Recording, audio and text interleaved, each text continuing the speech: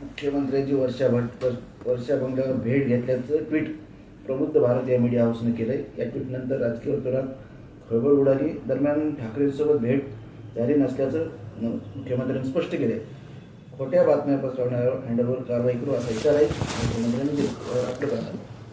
मला असं वाटतं काल या विषयावर सुस्पष्टपणे भूमिका मांडली गेली आहे आणि ज्या अर्थी देवेंद्रजी फडणवीस म्हटले भेट झाली नाही आणि देवेंद्रजी फडणवीस किंवा उद्धवजी ठाकरे साहेबांना भेटायचं असेल तर त्यांना चोरून लपून भेटण्याची काही आवश्यकता नाही. राजरोसपणे भेटले तरी मला असं वाटत नाही की काही गोष्टी त्याच्यातून काय होणार आहे. म्हणजे त्याच्यातून चोरून लपून उद्धवजी ठाकरे आणि ठाकरे तर कधीच असे चोरून लपून भेटणार नाही, एवढं मी तुम्हाला शुअरिटीने सांगतो. त्यामुळे अशा भेटीच्या बातम्याला कोणताही अर्थ नाही.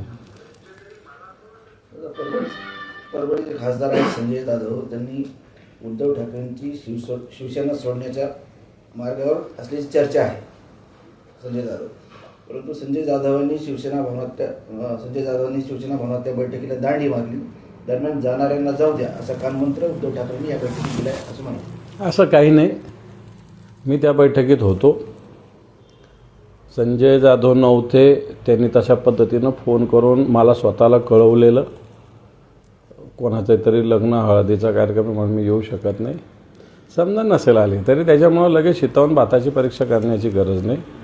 त्यांनी शिवसेनेसोबत असल्याचं सुस्पष्टपणे सांगितलेलं आहे. अशा चर्चा शिवसेना सोडण्याच्या खासदारांच्या विषयी मागच्या 2 वर्षापासून निवडून आल्यापासून सतत येत असतात. त्याच्यामुळे मला असं वाटत नाही की असं काही होईल. आता राज्य सरकार शेतकऱ्यांना मोठा दिलासा देण्याची शक्यता आहे. कर्जमाफीचा निर्णय होऊ शकतो. व्हावा अशी शेतकऱ्यांची भावना आहे आणि सरसकट खातबारा कोरा करावा अशा प्रकारची भावना आहे. 1,00,000, 2,00,000, 5,00,000, 3,00,000, 4,00,000, 3.5 लाख करण्यापेक्षा सरसकट सातबारा कोरा व्हावा अशा प्रकारची शेतकऱ्यांची इच्छा आहे. उगाच मलम लावून काही होणार नाही. संपूर्णपणे सातबारा कोरा व्हावा अशा प्रकारची भावना शेतकऱ्यांची असल्यामुळे मला असं वाटतं राज्य सरकारने तशी पावलं उचलावीत. राज्यातल्या आपल्या लाडक्या बहिणींकडून सरकारने 11 कोटींची वसुली केली अशी माहिती समजली. हे लाडक्या बहिणींना याच्यात बदनाम करण्यापेक्षा ज्या पद्धतीनं मंजूर करताना तुम्ही प्रलोभनाच्या पद्धतीनं ही योजना लागू केलेली आहे, त्याच्यामुळं आता लाडक्या बहिणींना दोष देण्यात अर्थ नाही. तुम्ही सरसकट पुरुषांचे सुद्धा फॉर्म मंजूर केले आणि त्याच्यामुळे ज्यांनी मंजूर केले त्याच्यावर कारवाई करा.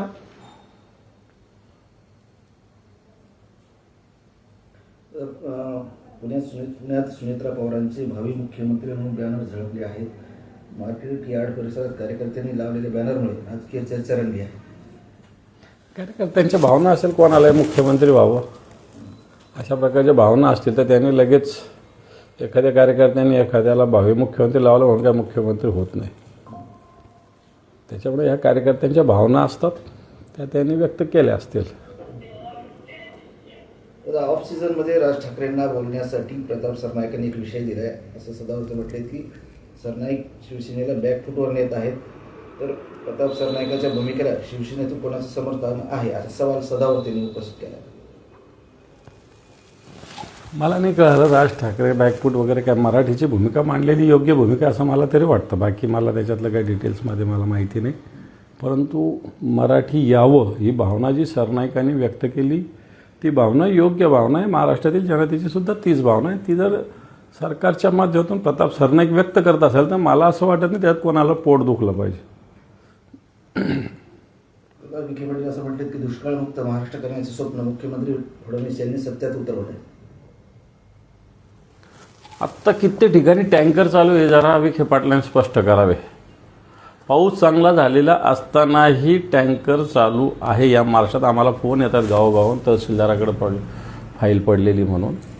त्याच्यामुळं आता ही चापलुसी आहे की देवेंद्र फडणवीसांमुळे असं झालं असं मला असं वाटतं. परंतु अजूनही शेतकऱ्यांच्या आत्महत्या दररोज 3 आत्महत्या मराठवाड्यात घडतात. या सगळ्या सिंचनाच्या प्रश्नामुळेच निर्माण झालेल्या आहे. त्यामुळे विखे पाटलाच्या भागाचं किंवा कारखान्याचं सिंचन वाढलं असेल म्हणून महाराष्ट्राचं वाढलं असं समजण्याची गरज नाही. आकडेवारी धक्कादायक आहे. छत्रपती संभाजीनगर विभाग आहे त्यामुळे 3 महिन्यात 297 शेतकऱ्यांनी आत्महत्या केल्या. एकट्या छत्रपती संभाजीनगर जिल्ह्यात ह्या 53 घटना घडल्या. मुद्दा तोच आहे ना, शेतकऱ्यांच्या आत्महत्या का करतायत? जर शेतकरी सुखी असेल, समाधानी असेल, सिंचनाची व्यवस्था असेल तर शेतकऱ्यांनी आत्महत्या का करावी? त्यामुळं आज गारपीट झाली, मागच्या काळात दुष्काळ, ओला दुष्काळ, कोरडा दुष्काळ, गारपीट, वादळ, वारं सातत्यानं शेतकऱ्याच्या पाचवीला पुजलेलं आहे. नैसर्गिक आज समतोल झालेला आहे, त्याचा फटका शेतकऱ्यांना बसतोय, त्याच्यामुळे तो आत्महत्येकडे वळला जातोय.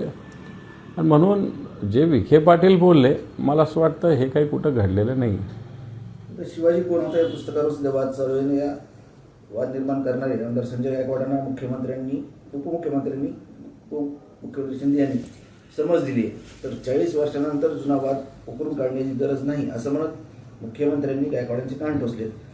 मात्र शिवगाळ केल्यानं संतापलेले प्रकाशक प्रशांत आंबी आता 28 एप्रिलला गायकवाडांच्या घरावर मोर्चा काढणार आहे. हे पहा, खरं तर अशा प्रकाशकाला शिव्या देणं हे चूक आहे. पुस्तक प्रकाशित कधी झालेले आणि त्याचं खरं तर त्याचे 4 पानं उघडून वाचले पाहिजे. छत्रपती शिवाजी महाराजांविषयी त्याच्यात चांगलंच लिहिलेलं आहे, काय वाईट थोडी लिहिलेलं आहे. त्याच्यामुळे संजय गायकवाडांनी पुस्तकाचं फक्त कव्हर पेज वाचण्यापेक्षा जर पुस्तक पूर्ण वाचलं असतं तर मला असं वाटत नाही त्यांना प्रकाशकाला अशा पद्धतीत धमकीचा फोन करा असं वाटलं असतं. पण प्रकाशकांनाही मला असं वाटतं गुन्हा दाखल होण्याची भूमिका ठेवावी. फार मोर्चे बांगलेत प्रकाशकांसारख्या लोकांनी पडू नये. बागेश्वर बाबा धाम काय त्यांचं वक्तव्य तुम्ही ऐकलंच असेल. त्यावर श्रीमंत कोकाटे आहेत, जे इतिहास अभ्यासक आहेत, असं म्हटले की रामदास हा अतिशय विषमतावादी, जातीवादी आणि सनातनी विचाराचा होता. छत्रपती शिवाजी महाराज हे समतावादी विचाराचे होते. रामदास आणि छत्रपती शिवाजी महाराजांच्या विचारामध्ये अत्यंत तफावत आहे असं ते अभ्यासक होते. अभ्यासकाचं मत आपण मांडलं पाहिजे असं मला वाटतं. परंतु छत्रपती शिवराय थकले होते हा शब्द मराठी माणसाला काय, सगळ्या हिंदू जनमानसाला काय, सगळ्यांनाच न पटणारा शब्द आहे. आपण एकदा, मी आता एक व्याख्यान ऐकलं होतं, मला लक्षात नाही, पण ना मराठे रुकते है ना मराठे थकते है, असे छत्रपती शिवराय होते. आणि म्हणून मला असं वाटतं हे जे संजय गायकवाड हा वाचाळ व्यक्ती आहे त्याचं फार सिरियसली आपण घेऊ नये असं मला तरी वाटतं. हे सॉरी, बागेश्वर धाम महाराज जे बोलले की छत्रपती शिवाजी महाराज थकले होते, मला असं वाटतं बागेश्वर धाम कोणाची चापलुसी करतायत हे सगळ्या हिंदुस्थानाला माहीत आहे. भारतीय जनता पार्टीसाठी काम करतात सगळ्यांना माहीत आहे. भारतीय जनता पार्टी मराठी अस्मिता असो किंवा देशातली अस्मिता असो ह्या संपवायच्या मागे लागलेले हे सगळ्यांना माहिती आहे. छत्रपती शिवराय त्यांना नको आहे, छत्रपती शिवराय त्यांना नको आहे, त्यांना महाराणा प्रताप नको आहे, त्यांना झाशीची राणी नको आहे, त्यांना लोकांना भक्तीमध्ये श्रीराम पाहिजे, श्रीकृष्ण पाहिजे याच्यातच गुंतवलेलं. ते नसावे असं माझं म्हणणं नाही, परंतु छत्रपती शिवरायांचा असा चुकीचा इतिहास समोर आणणं. मागे सुद्धा छत्रपती शिवरायाविषयी, महात्मा ज्योतिबा फुलेविषयी भाजपचेच लोक बोलले ना, तो कोण राज्यपाल होता तो. आणि म्हणून बागेश्वर धाम यांनी महाराज म्हणून राहावं, अध्यात्माचा प्रचार करावा, राजकारणात पडू नये. मला असं वाटतं राजकीय प्रचार करणाऱ्या बागेश्वर धामच्या प्रवचनाला कोणी जाऊच नाही, हा पण माझं म्हणणं आहे, स्पष्ट म्हणणं आहे, काय फरक नाही पडत त्याने. पण असं म्हटलं की बागेश्वर बाबा आहेत त्यांनी छत्रपती शिवाजी महाराजांच्या इतिहासावर जेव्हा बोलत होते तेव्हा राज्याच्या मुख्यमंत्र्यांनी त्यांना थांबवायला पाहिजे होतं किंवा सरसंघचालकांनी त्यांना रोखायला हवं होतं. नाही, खरं तर बागेश्वर धाम म्हणजे लोक का अशा लोकांच्या याच्यात नादी लागतात. अशा अनेक बाबा आले आणि गेले, बरं का. आता हे लोक मला वाटतं भारतीय जनता पार्टीनं सोडलेले लोक दिसतात हे सगळीकडं प्रचारासाठी. कारण भारतीय जनता पार्टीच्या नेत्याचं कोणी ऐकत नाही, त्याच्यामुळं असे महाराज सोडायचे आणि मग संघ वापरून, संघाचा हे वापरून, मुखवटा वापरून मतं घ्यायचे. अशा पद्धतीनं सुरू झाले. आत्ता शरद पवार साहेब म्हणले कित्येक वारकरी संप्रदायामध्ये प्रत्येक आम्ही घुसले ना. कित्येक लोक आता हिंदू संमेलन घेतात आणि हिंदू खतरे में. कुठं हिंदू खतरे में? काँग्रेसच्या राज्यात इस्लाम खतरे में होता म्हणजे हिंदू सुरक्षित होते ना. आता हिंदूंचं राज्य आहे, भारतीय जनताच्या राज्याने हिंदू खतरे में म्हटलं जातं. आणि म्हणून मला असं वाटतं विकास वगैरे हे विषय होऊ शकत नाही यांच्याकडून. म्हणून अशा पद्धतीने धर्माच्या नावावर राजकारण करण्याचं काम भारतीय जनता पार्टी अशा महाराजांना पुढे करून करते. दादा, कर्जमाफीबाबत एक माहिती आली की सरकार शेतकरी कर्जमाफीच्या तयारीत असल्याची सूत्रांची माहिती आणि परदेशी समितीच्या अहवालात 35 लाख शेतकऱ्यांना कर्जमाफीचा लाभ मिळण्याची शक्यता आहे अशी पण माहिती आहे. आणि अंतिम निर्णय होईपर्यंत लाभधारक शेतकऱ्यांची संख्या वाढण्याची शक्यता आहे. शेतकऱ्यांची कमाल 2 लाख कर्ज माफ करण्याबाबत हालचाली सुरू आहेत. राज्य सरकारला कर्जमाफीसाठी सुमारे 25,000 कोटींची तरतूद करावी लागणार आहे. मी म्हटलं ना, ह्याच्यात 7/12 कोरा व्हावा अशा प्रकारची शेतकऱ्यांची मागणी आहे. आणि भारतीय जनता पार्टीनं आणि भारतीय जनता पार्टीचे नेते देवेंद्रजी फडणवीस राज्याचे मुख्यमंत्री यांनी इलेक्शनच्या काळात सांगितलं होतं 7/12 करू, कोरा कोरा कोरा. त्यामुळे 2 लाखाच्या ऐवजी कोरा करण्याची भूमिका घेतली पाहिजे तर शेतकरी समाधानी होईल.